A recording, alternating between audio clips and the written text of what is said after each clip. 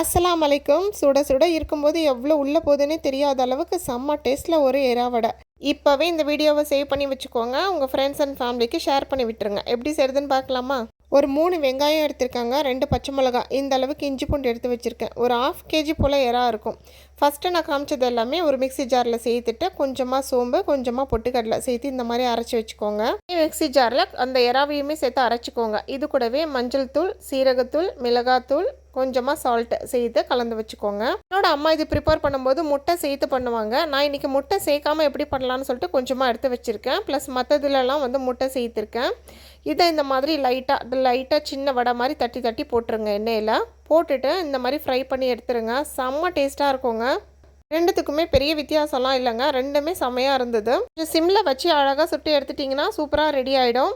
உருதுல குஃப்தான்னு சொல்லுவாங்க. புதினா ரைஸோடு வச்சு சாப்பிட்றதுக்கு செம்மையாக இருந்தது. கண்டிப்பாக ட்ரை பண்ணி பாருங்கள்.